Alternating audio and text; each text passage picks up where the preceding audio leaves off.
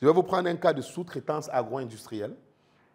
Il y a la sous-traitance du bâtiment. Je vais parler de la sous-traitance agro, celle qui veut que je vais mettre un produit sur les marchés, par exemple les chips Crush, notre filiale AgroTour. Si pas moi, Samuel, qui va faire les chips, je vais voir un professionnel des chips. Je vais lui sous-traiter la production des chips, mettre mon packaging, mais je vais vendre au nom de ma filiale AgroTour. On va parler également de cette hypothèse. Et je vais finir avec ce que moi j'appelle le partenariat technico-financier. Je vais vous prendre une troisième hypothèse. Ce sont les tout premiers contrats que j'ai commencé à rédiger il y a 3 ans à mes débuts. Il y avait à l'époque la montée de tout ce qui était initiative agro, élevage, agriculture.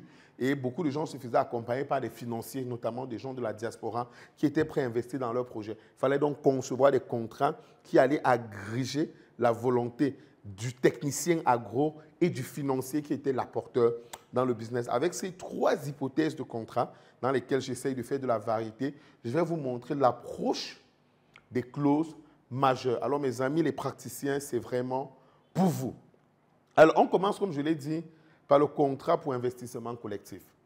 Je vais rappeler qu'un contrat pour investissement collectif, c'est un contrat dans lequel plusieurs personnes vont se mettre ensemble pour investir dans un projet. Donc, ils vont réunir leurs intérêts. Admettons qu'il faille 1 million pour investir dans un projet et que seul je n'ai pas les 1 million. Je vais voir donc 4 autres amis et à 5, on va mettre qui 200 000, qui 300 000, qui 100 000 ou alors de manière égalitaire 200 000 chacun. C'est donc un investissement collectif, c'est ce que j'entends. Mais il va d'abord falloir au préalable qu'on fasse un contrat entre nous.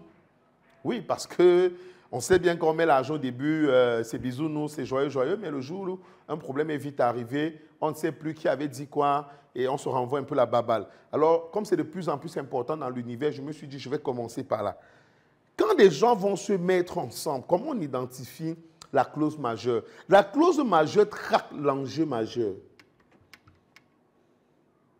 L'enjeu majeur lui-même traque en fait là où les problèmes peuvent le plus survenir dans la collaboration, dans l'exécution du contrat.